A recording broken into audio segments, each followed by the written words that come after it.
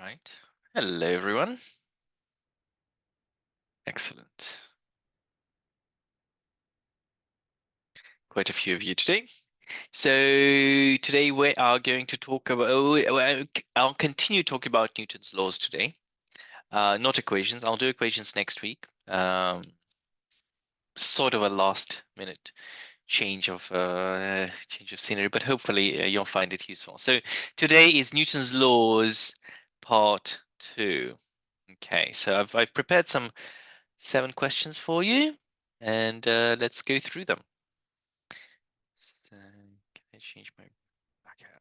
I won't bother changing my background.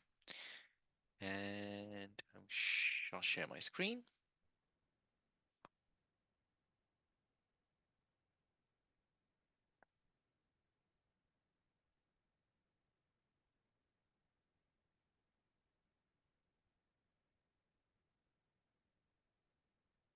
Okay. You should be seeing my screen right now. If not, let me know. Okay, so Newton's laws, part 2. I really want you to be confident, and as I said, is drawing free body diagrams. Diagrams is really important. You need to be confident in writing Newton's second law.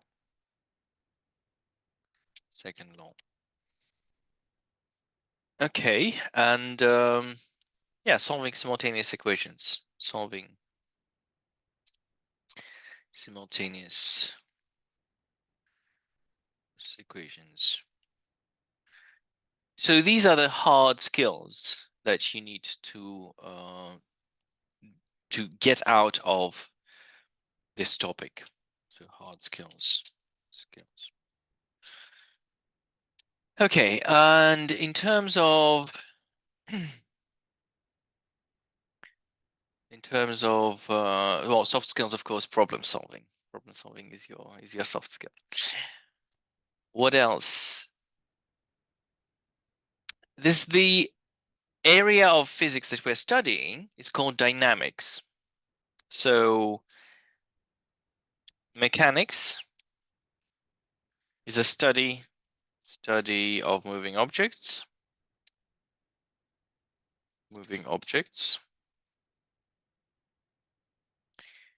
Before we did kinematics. Kinematics is a part of mechanics. So kinematics is a study of how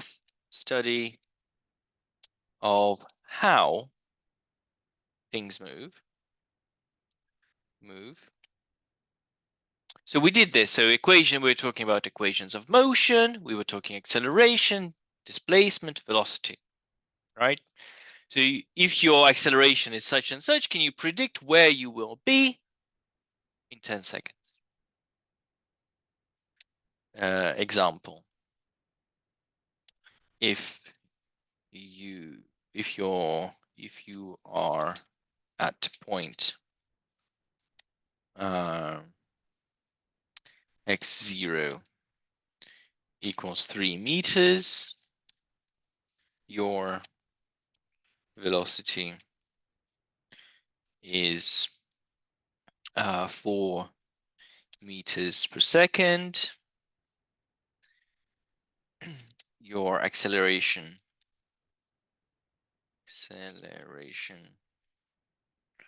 is 6 meters per second squared. Where will you be? In 10 seconds. So this is a question solved by kinematics, right? So kinematics is an area of mechanics that studies how things move. And the second section is dynamics. Dynamics is a study of why things move. Study of why things move. Things move. Okay. And this could be an excellent. And this is where you have the forces acting. So there are two forces acting on an object. What is the acceleration? The acceleration.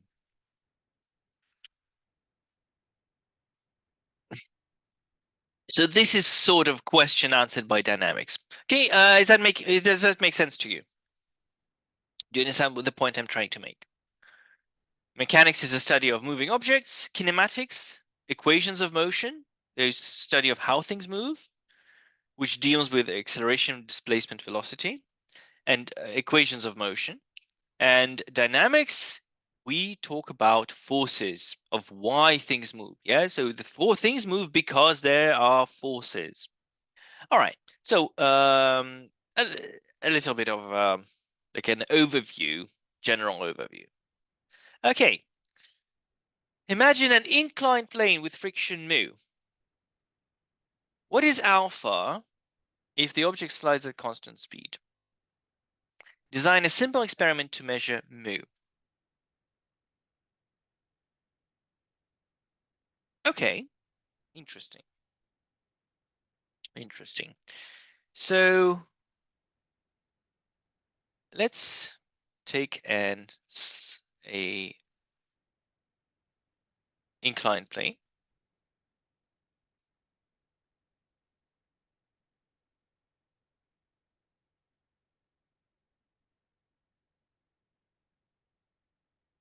And an object, an inclined plane. Now you need to be very confident in drawing drawing forces on an inclined plane. And it's always the same. So you can use this method to always do the same thing. So there's a downwards force, which is we call mg.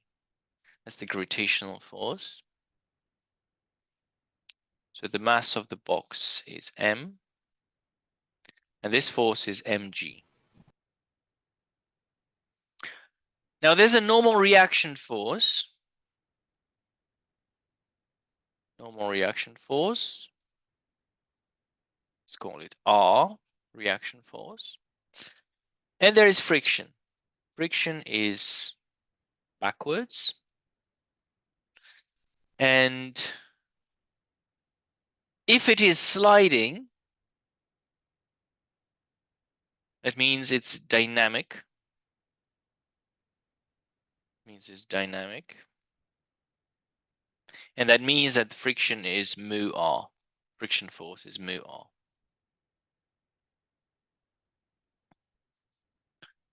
Do you remember the deal with static and dynamic friction? This was the previous webinar. I was talking about static and dynamic friction. If you haven't.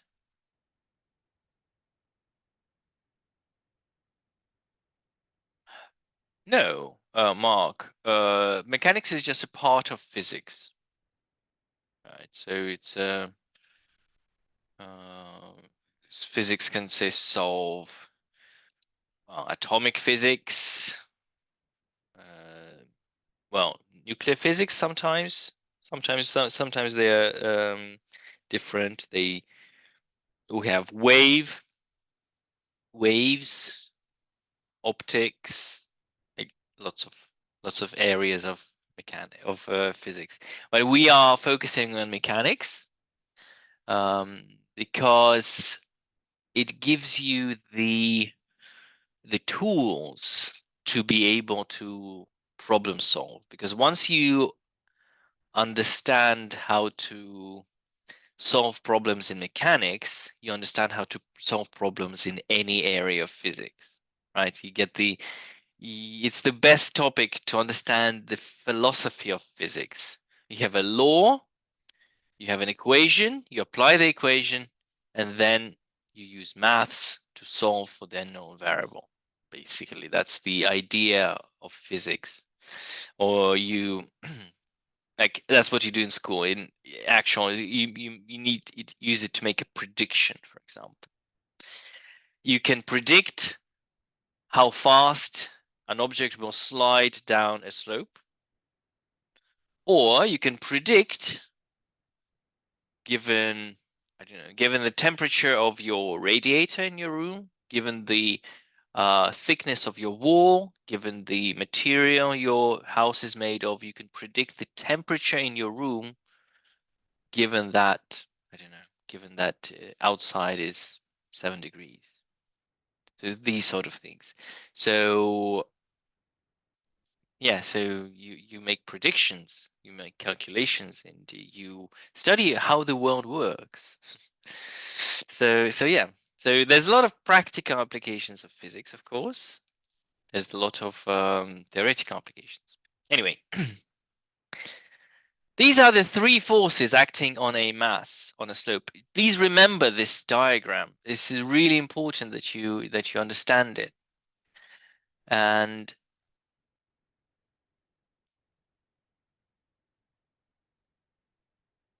this angle is alpha.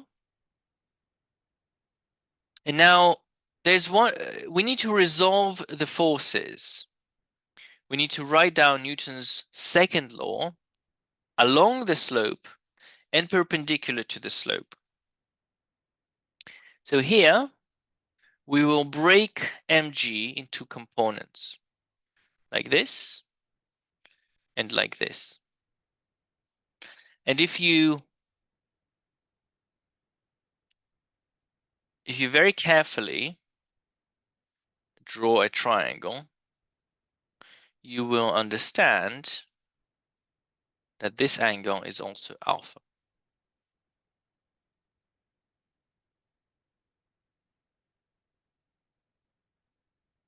How do we know? Well, if we draw a right angle triangle like this is alpha, this is 90 degrees, this would be 90 minus alpha, therefore this would be 90 minus 90 minus alpha, which would make it alpha.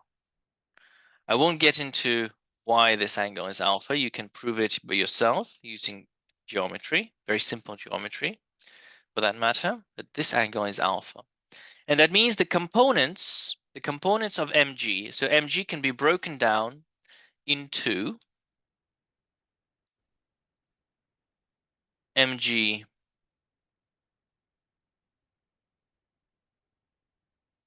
cos alpha and mg sine alpha.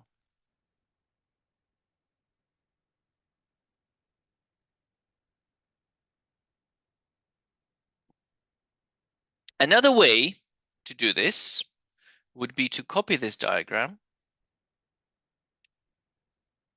place it here, and twist it, and turn the diagram until the slope is horizontal. So now it kind of makes more sense. Look, you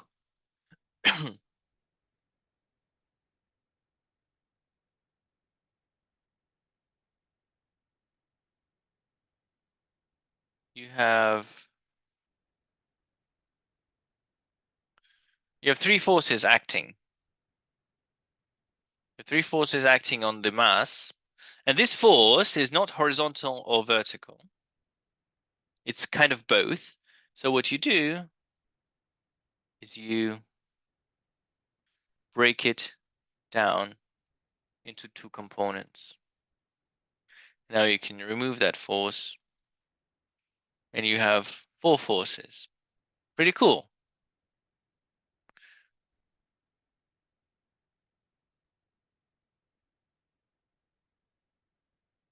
So we've got from here to here. So there are forces acting down along the slope and forces acting perpendicular to the slope.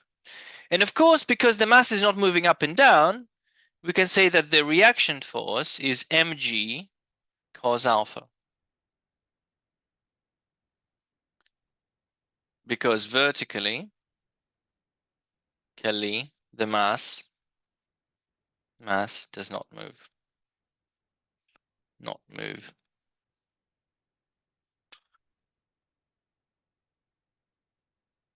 And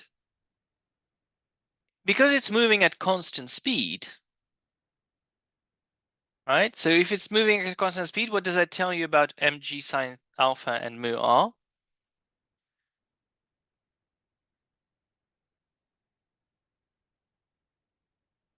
Yes, and that means mu r is equal to mg sine alpha. Mg sine alpha, it moves with constant speed. Constant speed. Technically, you would write down mass acceleration equals mg sine alpha minus mu r. But because acceleration is equal to 0, it's 0 equals mg sine alpha minus mu r. And that means mg sine alpha equals mu r. So the same result. And now combining the two equations, let's substitute r into the second one. So from here, I go down here and I say mu mg cos alpha, mu mg cos alpha equals mg sine alpha. Mg cancels, and I divide by cos, and I get mu equals tan alpha. Ooh, that's interesting. So if mu is equal to tan alpha, then it will slide with constant velocity.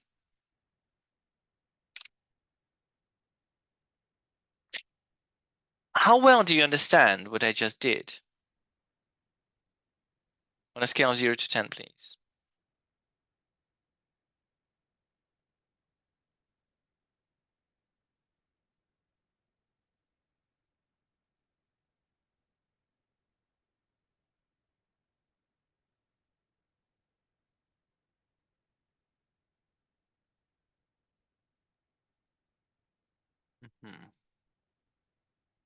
Constant velocity.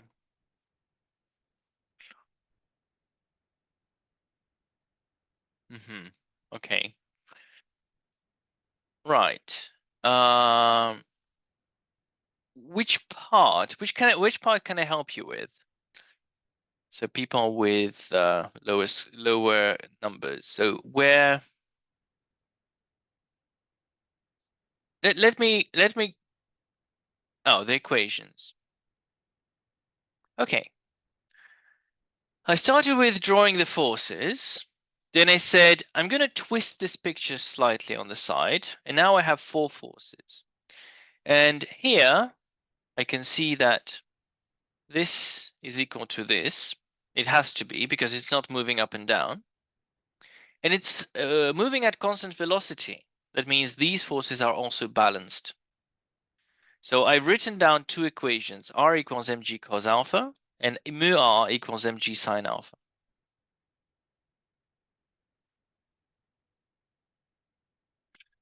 Now, once I have this, I'll delete this because you don't need this. And now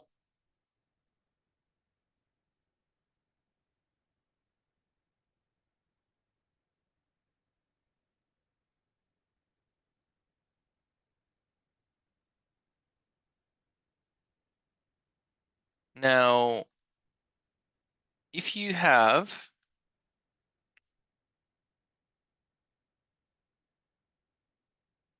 if acceleration is 0,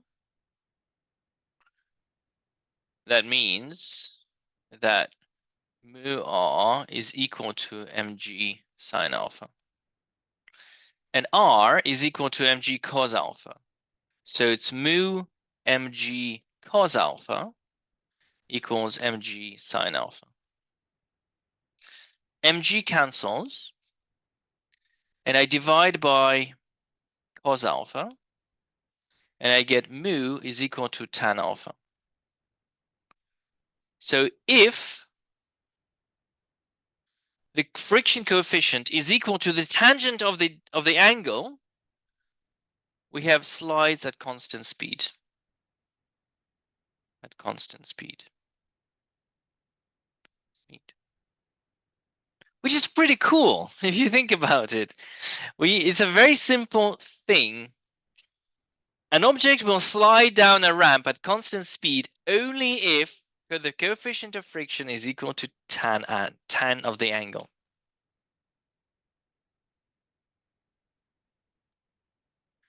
Because mu r is the friction force, and mg sine alpha is the component of weight which is pulling down the slope. So this is the force pulling down the slope, pulling down the slope, and this is the force slowing you down. So it's the friction. And if these two forces are equal, you go at constant speed. Does that make sense, Winona? Okay. Now, if this force is bigger, acceleration is bigger than 0, then mg sine alpha has to be greater than mu r.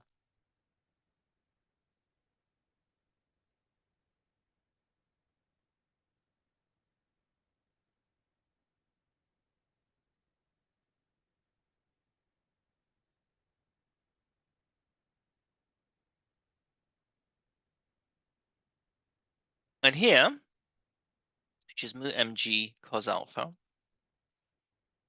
so mg sine alpha has to be greater than mu mg cos alpha. You cancel mg, you divide by cos alpha, and you get tan alpha is greater than mu. So if tan alpha is greater than mu, you accelerate down the slope.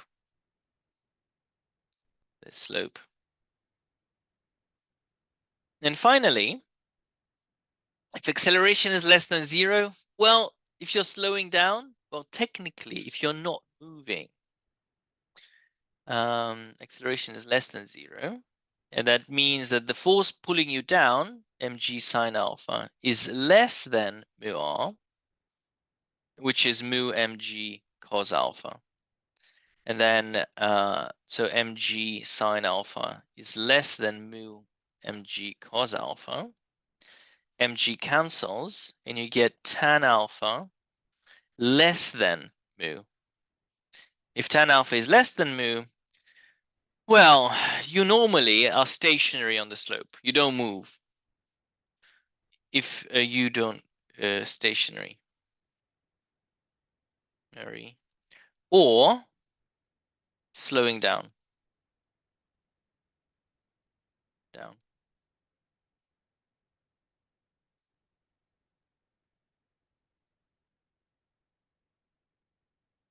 So these are the criteria of whether you slide down a ramp or you stay.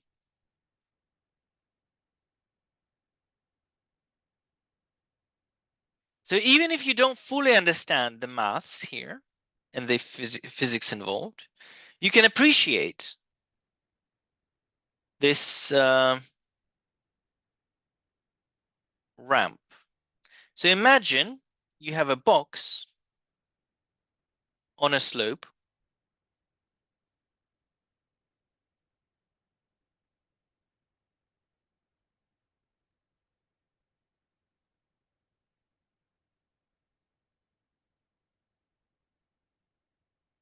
The experiment. Experiment experiment to find mu. Because mu is the coefficient of friction. Okay, the friction coefficient. Imagine you have a mass on a slope and you need to find mu experimentally. And what you can do is you can change the angle of tilt. So can somebody tell me what experiment I need to do? How do I do this experiment to find mu?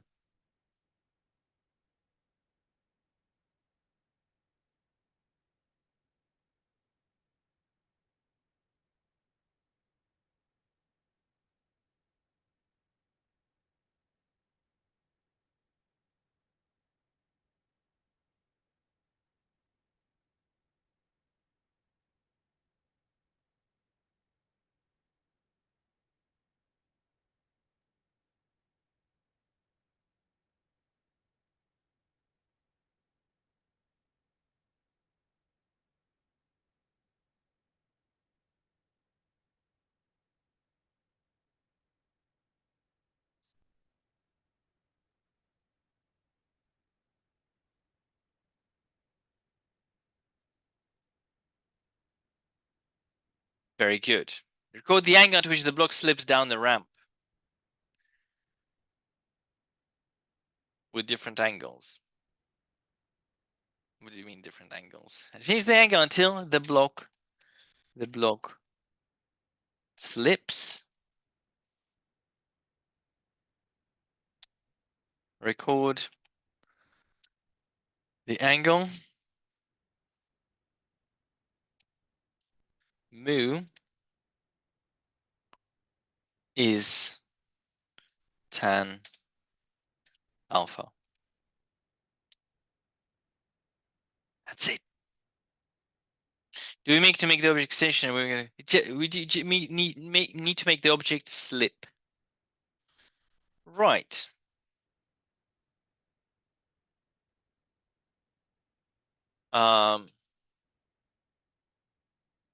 So I've got a box and I've got a cup.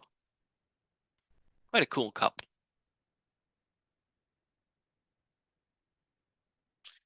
Now I'm gonna make myself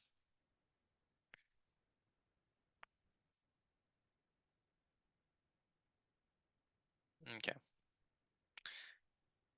I'm gonna turn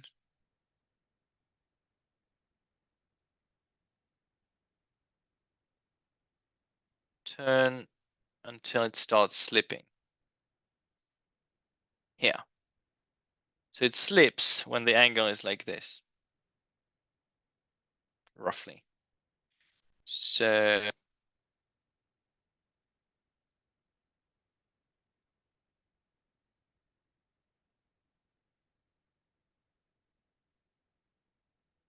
okay.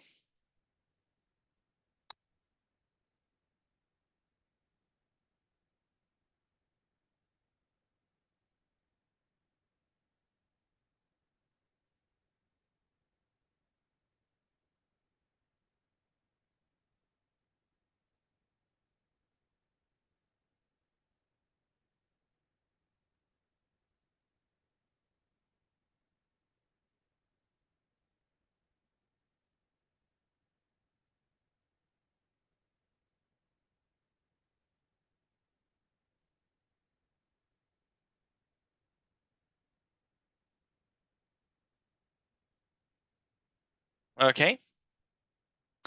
So the object slips at this angle. So what I need to do is to measure this angle. I don't have a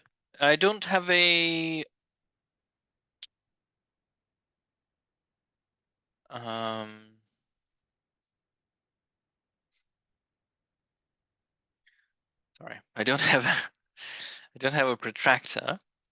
How can I measure an angle without a protractor?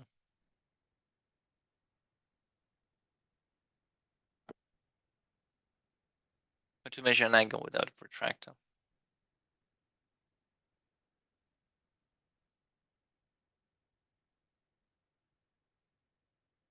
Yes, measure the length and use trig, of course, always.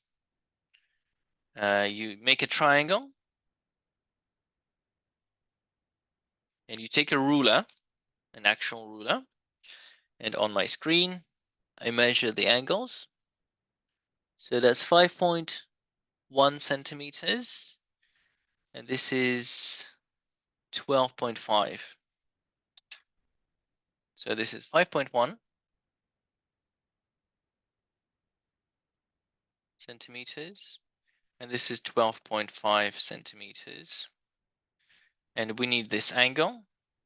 So tan alpha is 5.1 divided by 12.5, which is 5.1 divided by 12.5, which is 0.41. 0.41. That's the coefficient of friction between this cup and this box of Turkish delight. Okay, so this is the coefficient of friction. The coefficient of friction depends on the material. So if I take a different material or different object, for example, if I take this, I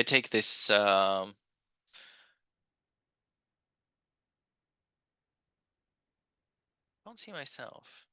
Okay, if I take this, whatever that is, and I tilt it, I can probably tilt it at a larger angle before it starts to slide. So that would be a different tangent, so a different coefficient of friction.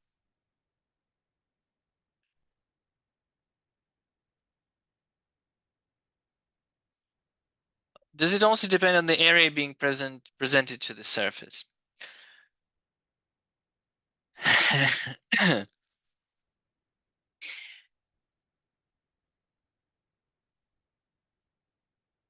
It's a difficult question. Okay.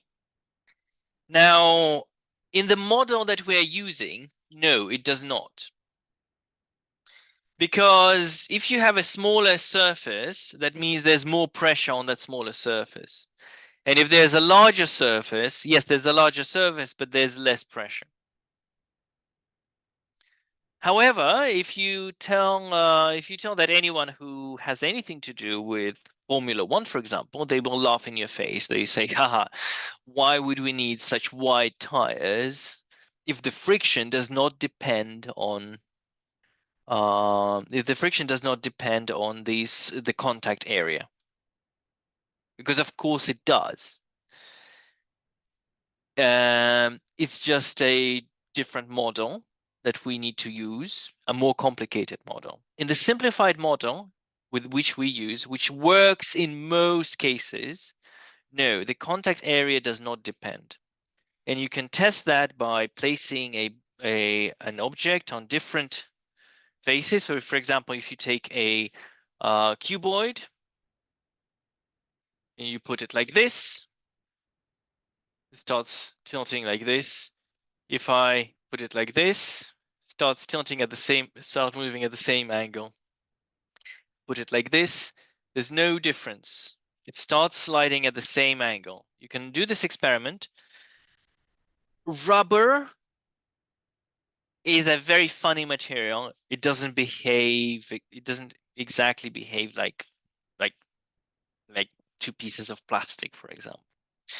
So there is some dependence, but generally speaking, for the purpose of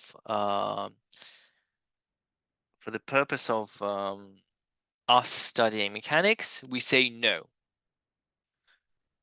The area does not affect the friction force. The coefficient of friction is fixed. It depends on the material of the surfaces in question. Okay. That's a very cool experiment. Like you can measure the coefficient of friction by just doing that. So let's go to this question. A car manufacturer claims that the car has enough power to take the car from 0 to 60 in 0.8 seconds. How long will it actually take? That's interesting, yeah. If you look at cars, what's the fastest accelerating car? Fastest accelerating rating car. Dodge Challenger something, 1.66 seconds. Right. I would say I don't believe that. Okay. Let's find out why I'm so confident in that this technically is a lie. Well, technically it's not a lie, but factually it is. Okay, so you can see a car which looks very powerful, but what happens when it's trying to accelerate?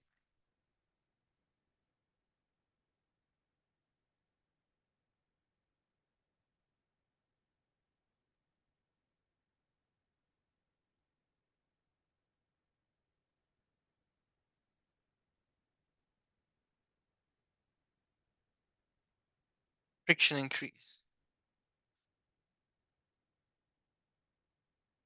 No.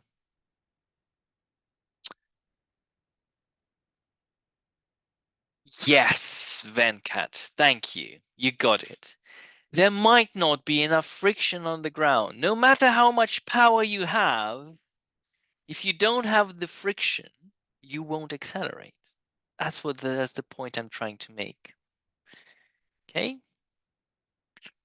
Like, even if the car has all the power in the world, if it doesn't have the grip, it will not accelerate. And let's have a look. Jones and Chelsea report the coefficients of friction of about 0.7 for dry roads. That's an underestimate, but it's close to the real thing. So let's go with 0.7 for a dry road. 0.7 is the coefficient of friction. And so when the car starts, the maximum friction that you could have, well, let's say the car has front and back wheels, and there's normal reaction force in the front, so normal reaction, and here, normal reaction here. And there's friction, so which way is friction?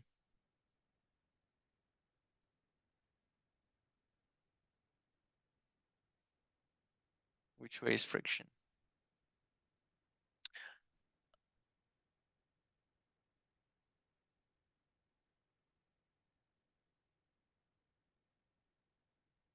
If the friction is backwards, what causes the car to go forwards?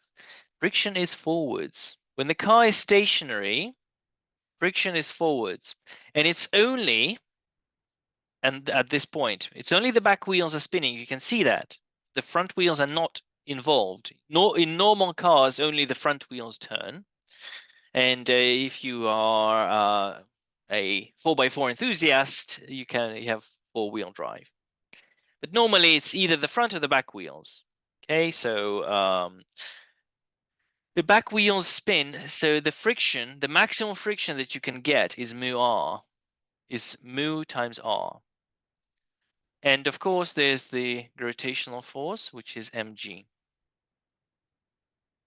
So considering the vertical forces, because the car is not falling through the ground and it's not flying up, you can see that the vertical forces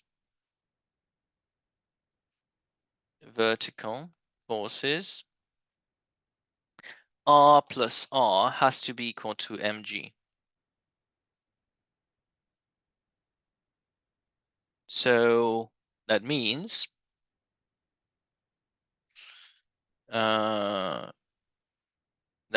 that R, 2R is equal to mg, and that means that R is equal to mg divided by 2. So the reaction force in the wheels is mg/2. I'm assuming that there's equal reaction in the front and back wheels. Normally, you have slightly more in the back. Now, vertical forces R equals mg. So now horizontal forces, horizontally. So you have the Newton's second law. Mass acceleration is equal to the resultant force. And there's only one force pushing the car forward, and that is friction. So it's mu r. Net force. So mass acceleration is equal to mu r, which is the friction force. And we know that r is mg/2. So it's equal to mu mg/2. Mass cancels. So acceleration, the maximum acceleration that you can get, is equal to mu g/2, which is approximately, so if it's 0.7 multiplied by 10 divided by 2, which is 3.5 meters per second squared. This is the maximum acceleration you can achieve in a car. And how long does it take you to go from 0 to 60?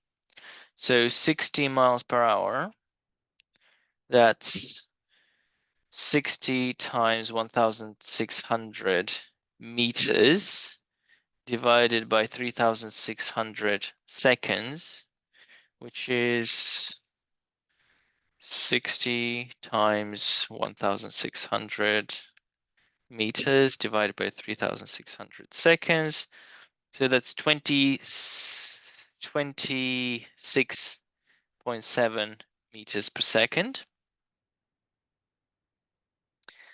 And we know that acceleration is change in velocity divided by time.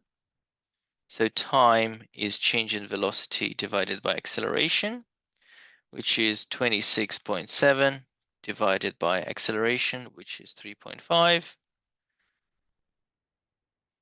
which is divided by 3.5, which is about 7.62 seconds.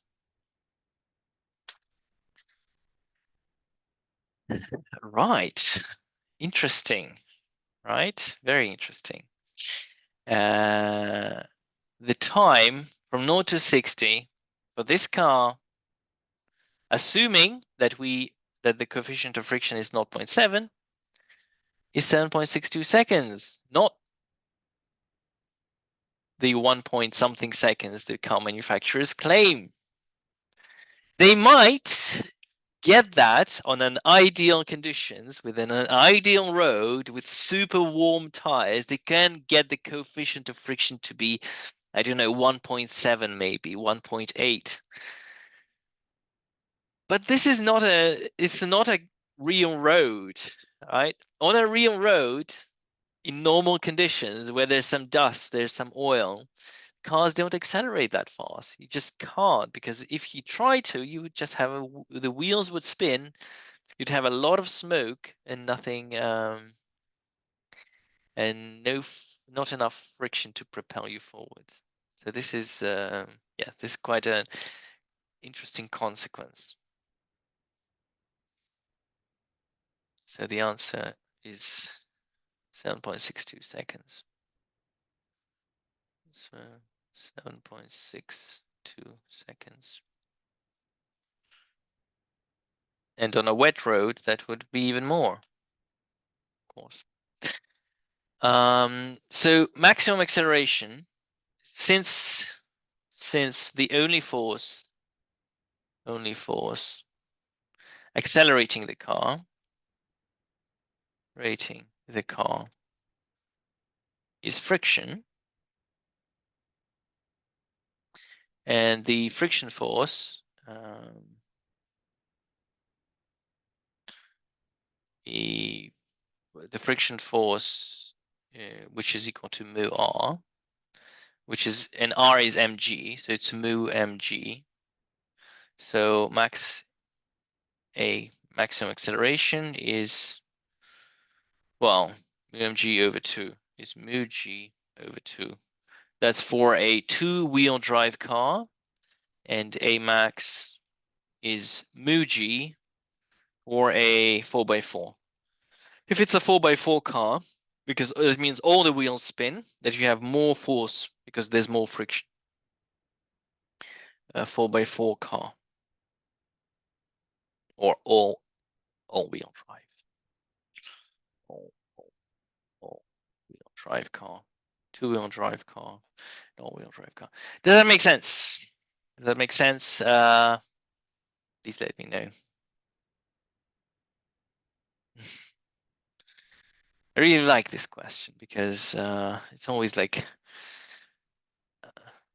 I used to be a fan of Top Gear, and they always quoted these ridiculous numbers. It was like, that's not possible. It's not possible that a car goes like this. It has the power, but not the grip. Okay. Now this is a continuation of problem 1. We were talking about an incline and friction. Now we are accelerating. So now I'm doing this once again. And I really can't stress how important this is. So I'm going to do this over and over again until every single one of you gets it. So apologies for repeating myself, but this is important. So you have a block on an inclined plane. The forces acting are yet again mg, the normal reaction force, and the friction force. And we know that we can, let's call this R. This is, if it's sliding, acceleration. So if it's sliding, that means it's mu R. That is dynamic friction. And this is mg. And this angle is theta. I'm going to make a copy of that. And I'm going to turn it. And I'm going to break down the mg. I'm going to break down into 2 components. Down and like this. So now I can delete that. So this is mg sine theta, and this is mg cos theta.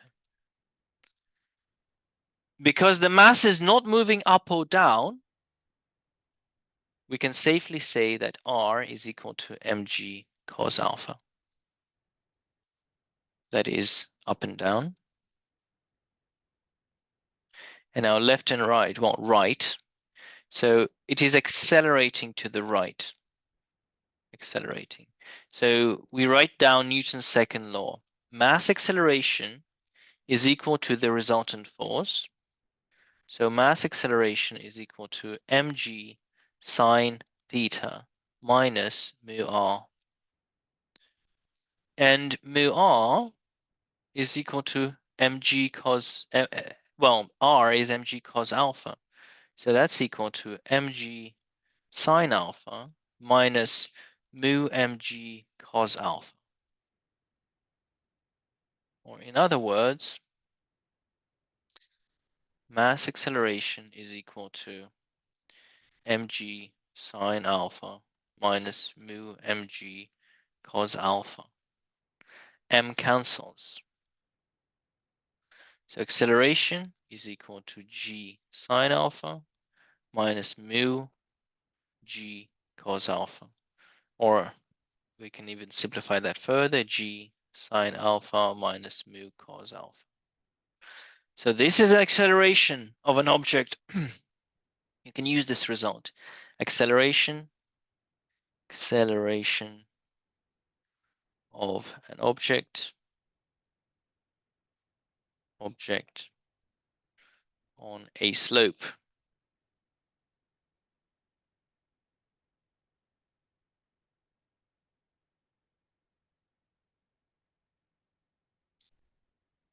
Okay. And now, using this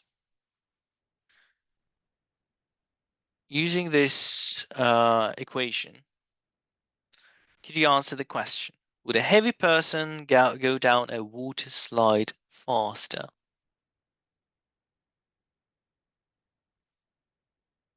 Rather than a light person, than a lighter person.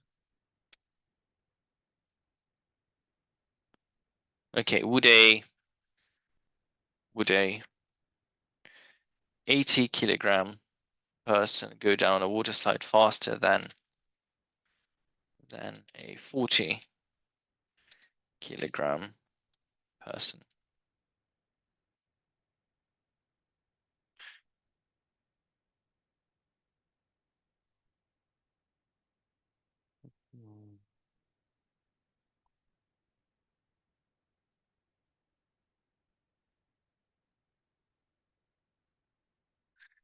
Parachita, thank you. Exactly. There's no mass in the equation. The equation does not contain any mass, so it only depends on mu and alpha. And alpha is obviously the same for every single person because it's the same water slide. What's not the same is mu. Alpha is the same for all people. And mu can be different. Mu is just depends on what you're wearing, right? Depends on the type of swimming costume you're wearing. Is what material is the material of your costume, whatever it's called, right? Material of your swimsuit. Suit.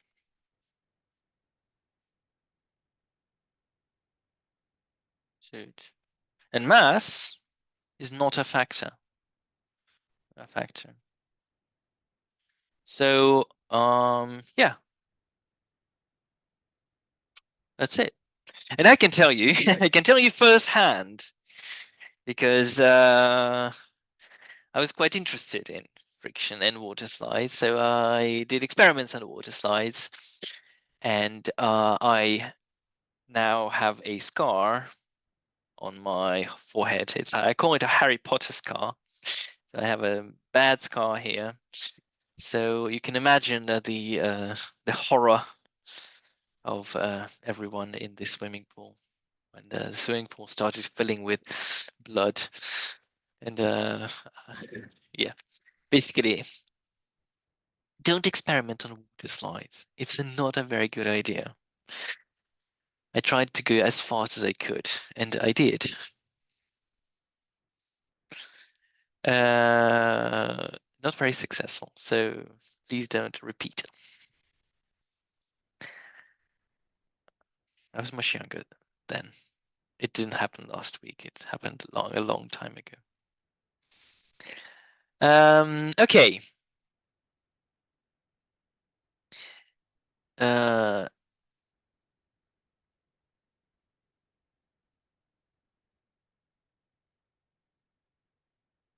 So this thing I've done here is called is Newton's second law.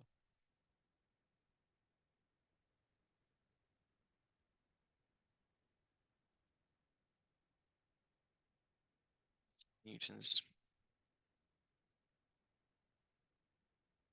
second law. I've done it twice.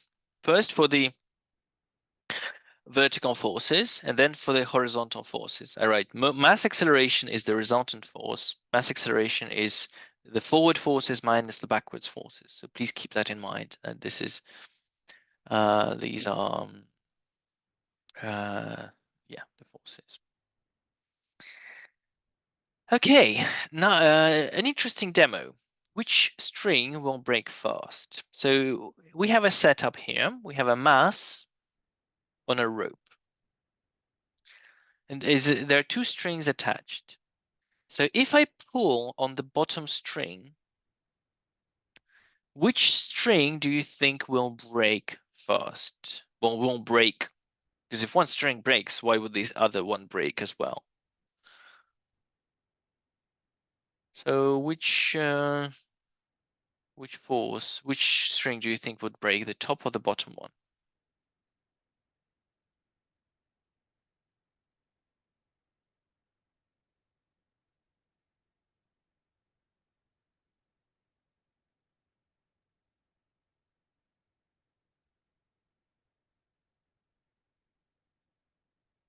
Top string? Why?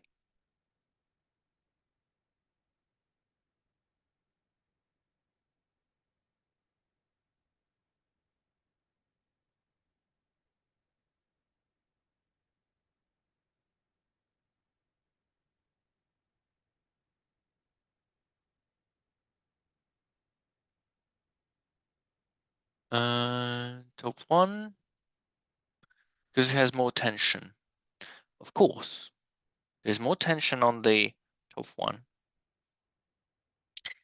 And there's more force pulling bottom one, maybe.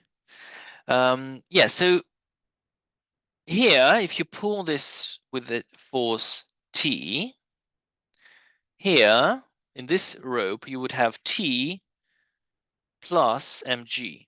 So of course, there's more force in this rope. And let's view this experiment. So here is a person who's agreed to help. No, it's just a YouTube video. I don't know who that is. So there are the ropes are barely visible. They're very thin. So they're black strings. So he's holding the black string here, and there's another black string here. And this is just a safety rope. The white is a safety rope, so the mass doesn't come crashing onto his fingers. So let's have a look.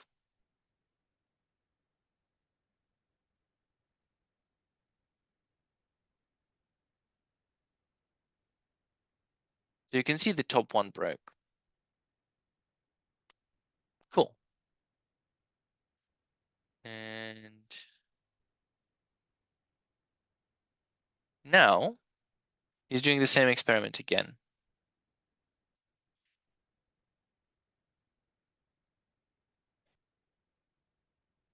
So he's using a stick to pull the string. And this time he's just doing the same thing, but quickly. He's pulling quickly.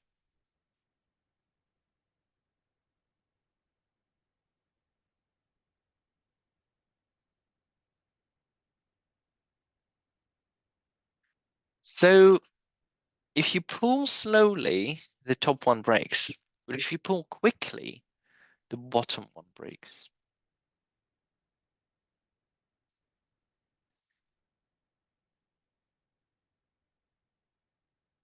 And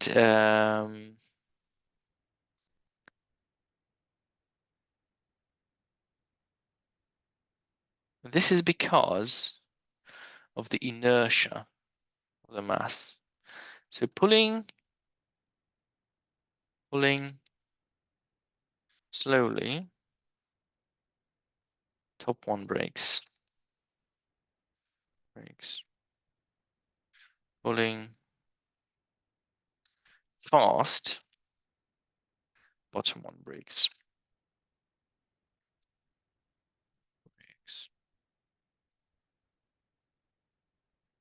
And this is because of the inertia of the mass. So the mass has inertia. It takes time to accelerate it down. So if you're doing that slowly, then you have enough time to move it down with the string. But if you move quickly, the mass stays where it is, and it actually protects the top rope from increasing the tension. And later on, this guy he attached a force meter. He attached a force meter to the two strings. So this top one is the top string, and this is the bottom string. So when you pull slowly, you can see that both forces increase gradually, and you see the top force is bigger than the bottom rope. The tension in the top rope is bigger than the tension in the second rope, and then it fails. At a force about 10 newtons, it fails. And let's have a look at the graph for the fast. Now there's a lot of interesting things. So this is the bottom rope, and this is the top rope. And you can see that the top mass starts oscillating after the bottom one breaks. So these are the oscillations. Now the bottom rope, there's a spike. Now this spike is just because there's not enough data points. This spike is actually much higher, but you can definitely see a spike in the tension. And this spike actually goes above the braking force. So that would be that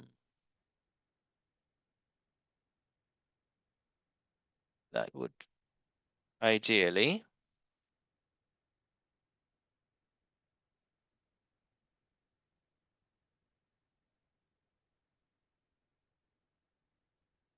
you would see a very high spike like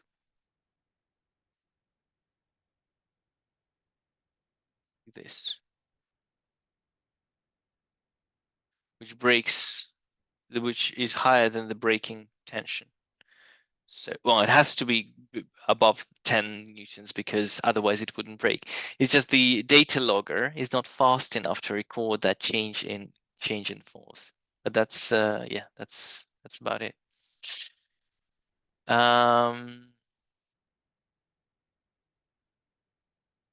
Okay, so that's that.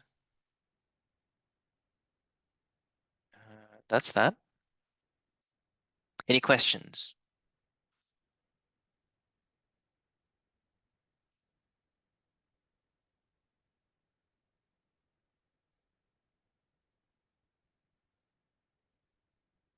You can try this experiment. Take a string and attach it to something heavy. And if you pull slowly, you can move that something heavy. But if you pull quickly, the string will break. I'm not writing down any equations because the equation for the quick movement is going to be incredibly complicated. So I don't want to do that.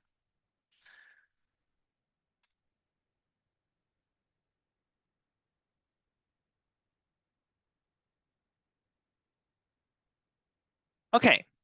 Now problem 5 is more classical. Is a classical problem. You have a mass pulling on a rope. The rope passes through a pulley. It pulls another block, and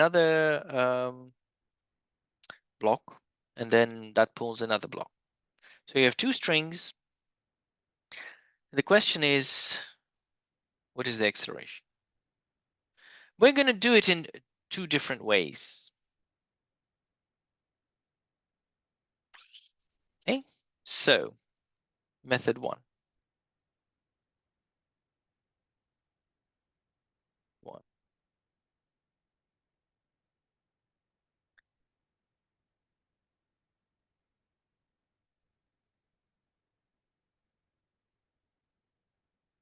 Look at the system as a whole. The system as a whole.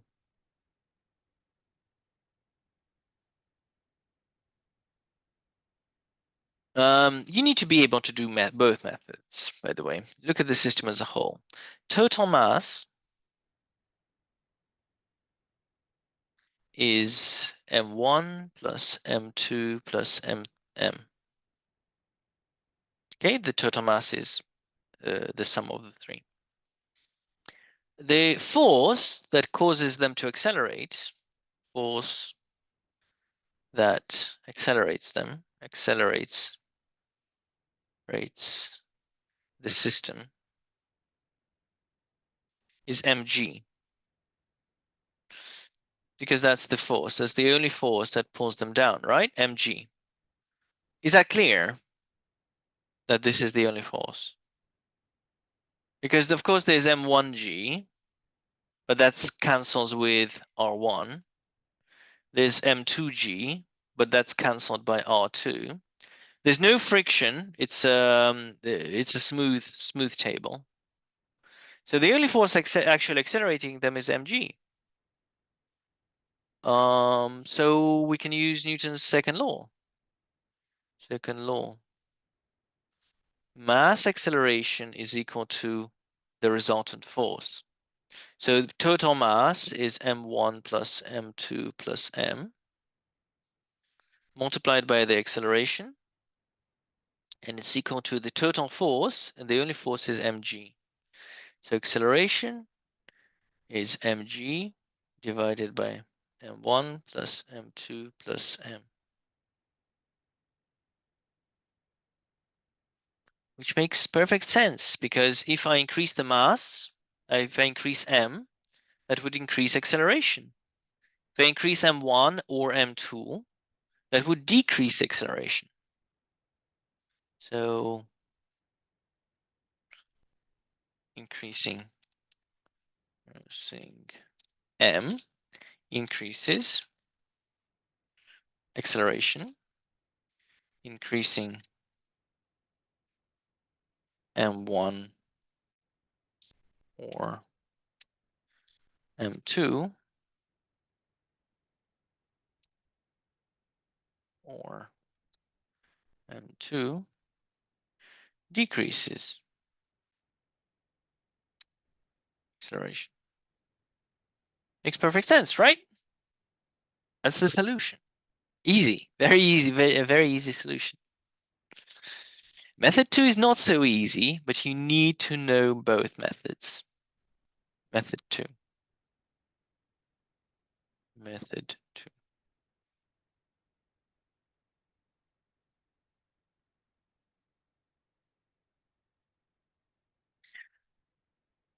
Look at each mass individually.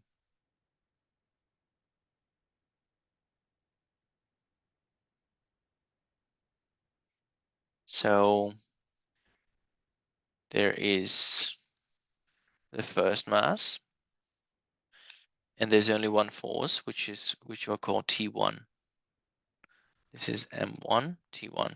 Of course, there's M1G and R1, but the only force that causes it to accelerate is T1. So Newton's second law for this mass, so M1A is equal to T1. That's the first equation.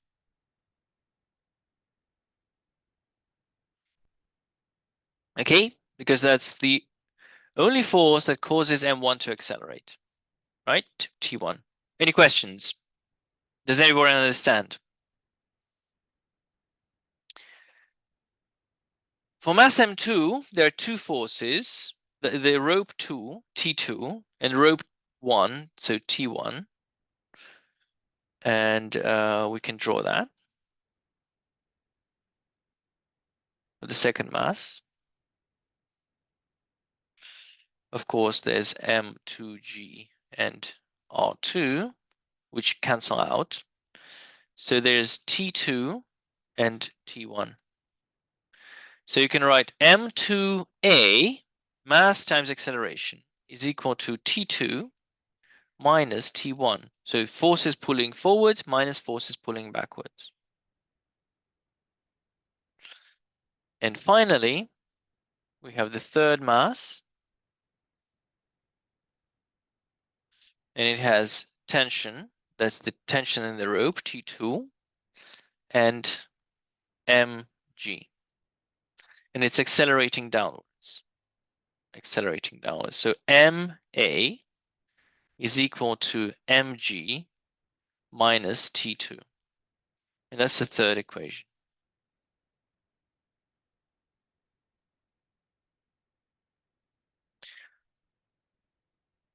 Okay, does everyone understand the what I did and how I got the equations?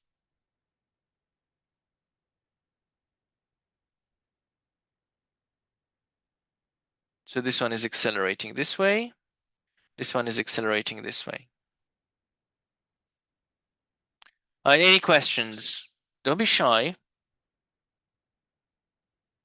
Would be all right. And now we just write down, add all three equations. Let's call it 1, 2, and 3. So adding 1 plus 2 plus 3. Adding all three equations, we have m1a plus m2a plus ma. That's this, and this. It's equal to T1 plus T2 minus T1 plus mg minus T2. I'm adding the left sides and the right sides. T1 cancels, T2 cancels. We're left with mg. So we're left with m1 plus m2 plus m times a is equal to mg. So acceleration is equal to mg divided by m1 plus m2 plus m.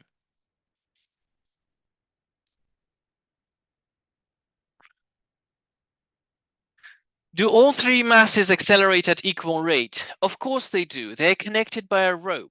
We call this a mechanical constraint. They're connected by a rope, therefore they have to accelerate at the same rate. I'll write this down. All acceleration of all masses is the same. Same as they are tied together. Thank you for this question. Okay. So, of course, you would say that method 1 is easier. Method 1 doesn't work if your task is to find T1, for example, or your task is to find T2. But you can use method 1 as part of your solution. So, for example, using method 1, you can find acceleration, and you know that m1 acceleration, if you use this equation, m1 times acceleration is T1. So if you're looking for T1, it's very simple. All you need to do is just to multiply mass 1 by the acceleration. So usually you could use just method 2 or a combination of method 1 and method 2. In rare cases, just method 1. So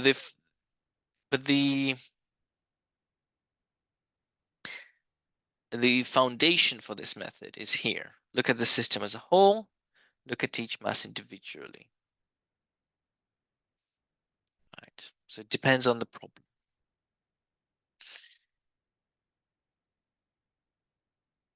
Okay, so problem 6.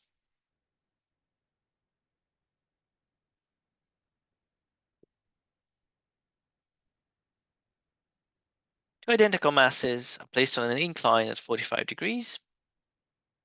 Friction of the top mass is 0.01. Friction of the bottom one is 1. Find the contact force between the masses as they slide down.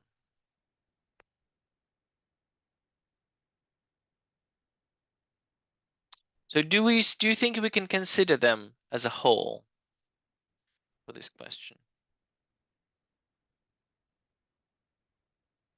No, because you need to find the force between them, of course. 9. Okay, so we take them separately. We take the mass 1 and we write down, so the forces, reaction force, and the friction force. And they're sliding, so we know for sure that this is mu1 R1. So this is R1, this is M1G. And there's also a force between them. So there's a force. So if you're block 1, you need to imagine that you're block 1. So you're being pushed from the bottom by the block 2. And let's call this force R. It's a contact force, R3. It's the force between the blocks, or RB. R blocks, R between the blocks. Now, if you are block 2, that's M1. If you're block M2, then you have R2, the reaction force from the well, the ground. There's M2G. Now there's friction force here, mu2 R2. And then there is the reaction force. So the top block is pushing you down, and the force is RB. And according to Newton's third law, they have to be the same. These two forces are the same. Right, so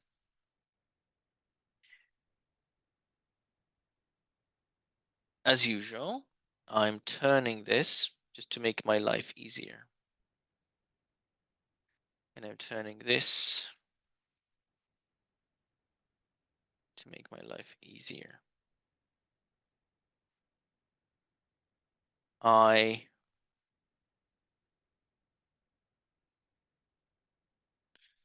So the blocks are accelerating this way.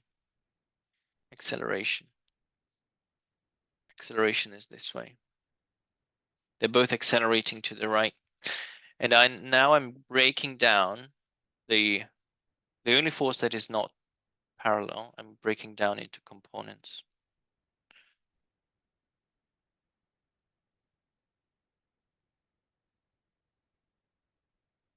Right, so this is M1G cos alpha, and this is M1G sine alpha. M2G cos alpha, M2G sine alpha. Right, so now we write down Newton's second law. Newton's second law. M1 acceleration is equal to M1G sine alpha minus RB minus mu1 R1. That's for the first block.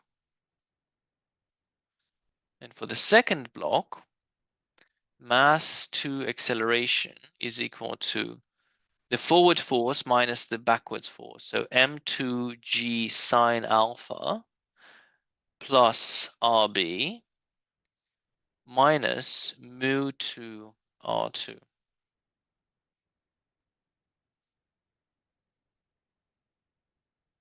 Okay, so let's call this equation 1 and equation 2. So how many unknowns?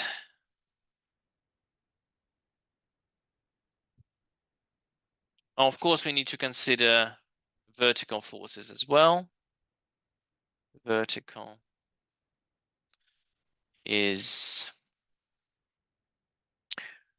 R1 equals M1G cos alpha, and R2 is equal to M2G cos alpha. So unknowns, let's just do a quick check. Unknowns. Knowns. We don't know A. We don't know RB. We don't know R1. And we don't know R2. So we have 4 unknowns and 4 equations. Okay? 4 unknowns, 4 equations, that means we can solve it. 4 unknowns, 4 equations. Unknowns 4, equations 4. Beautiful. So very likely that we will be able to solve them. So we don't need any additional equations. That's what I'm trying to say. So I'm going to do 1 plus 2. And what I get is I get m1a plus m2a is equal to m1g sine alpha minus rb minus mu1 r1 plus m2g sine alpha plus rb minus mu2 r2. So rb cancels, and I get acceleration. Well, I know m1 plus m2 times acceleration is equal to m1 plus m2 g sine alpha minus mu1 r1 minus mu2 r2. And we can substitute. So m1 plus m2 a is equal to m1 plus m2 g sine alpha minus mu1 multiplied by r1 m1g cos alpha minus mu2 m2g cos alpha. That's not very pretty, but oh well, why not? Acceleration, we can work it out. We can work out the acceleration. All we need is substitute. So acceleration is g sine alpha minus g cos alpha, open bracket, mu1 m1 plus mu2 m2 divided by m1 plus m2. So this is the acceleration of the masses. And all you need to do is just substitute the values. So g is 10 multiplied by square root of 2 over 2, so because sine 45 minus fraction 10 multiplied by square root of 2 over 2, open bracket, mu1 m1. What's mu1 m1?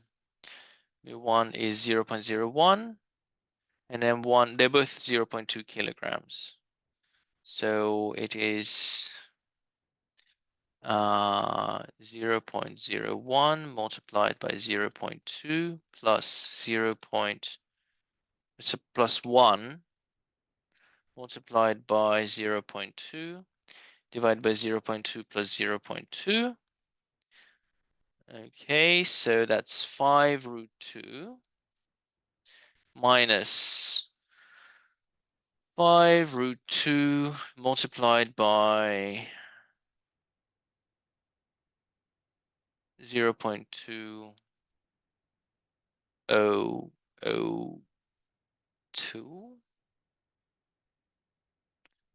divided by 0.4.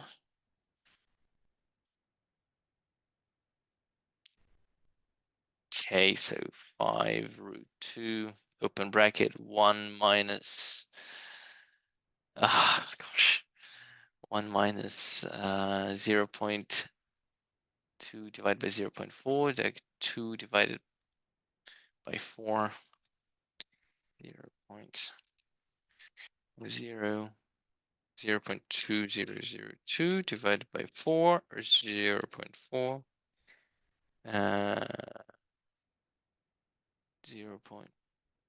0.5005. So 5 root 2 times 1 minus 0.5005 is about 3.53 meters per second squared. That's the acceleration. And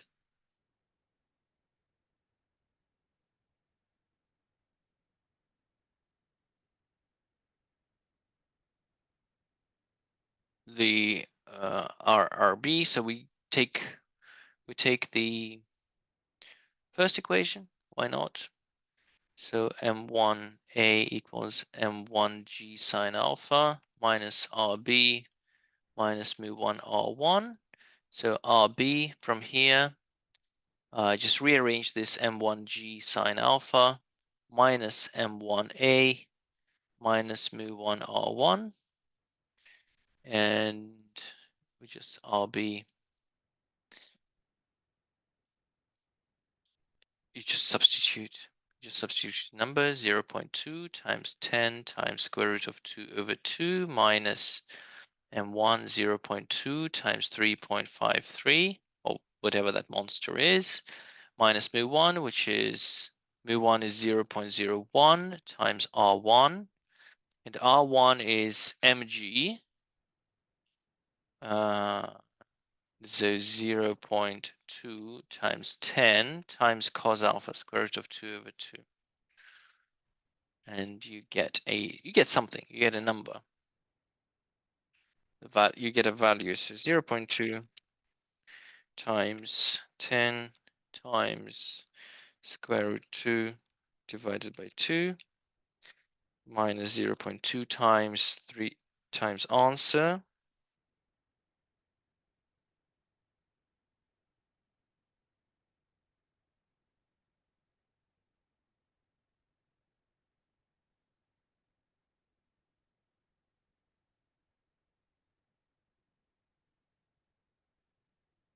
times answer minus 0.01 times 0.2 times 5 root 2. 0.69. 6.94 newtons. That's the answer.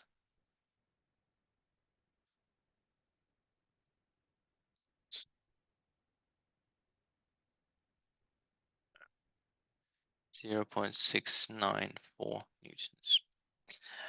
Okay. The takeaway from this exercise, is the following. This part I like to call, this part of the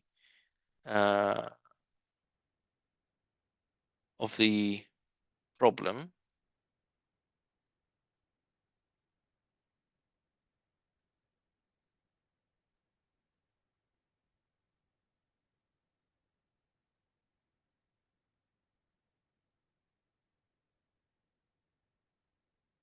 is physics.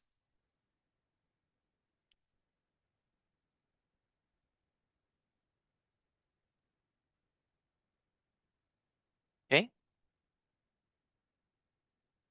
Because what we do is we write down we draw the diagrams, and we write down Newton's second law. So draw diagrams and write down Newton's second law. Draw diagrams. Draw diagrams. Write Newton's second law. Remember, in the beginning of the session, I told you that these are the things that I really want you to focus on: drawing free body diagrams and writing Newton's second law. The third part, solving simultaneous equations. Well, that's not physics, that's math. So I call this part of the question math. So they're both equally as important, but I just want you to realize that the second part of this problem can be done by a really well-trained monkey or a calculator. A calculator would not be able to do the first part, but the second part a calculator can do. Even my calculator, which I bought for £14, I believe, a while ago, can do this. It has a built-in function. Built-in functionality. I can type in the values, and it will pop out with the answer. It will give me 0.694.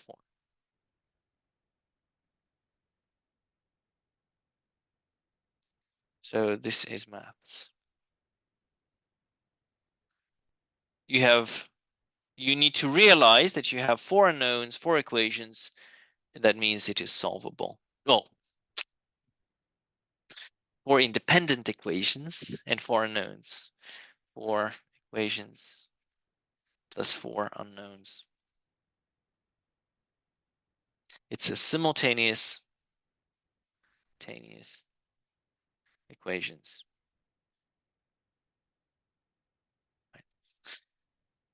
So I really want, if this is the only takeaway for the session, then I mean I will be happy with that. A physics problem always breaks down into the physics part and the maths part. With physics, where you need to apply the laws of physics, and maths, where you just need to solve for x. Right. So please, yeah.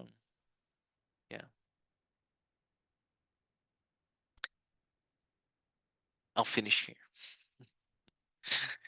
Enjoy doing the assignment. We will do equations next next lesson. All right, next session, next week. Sorry, that's what I wanted to say. You're welcome. Enjoy.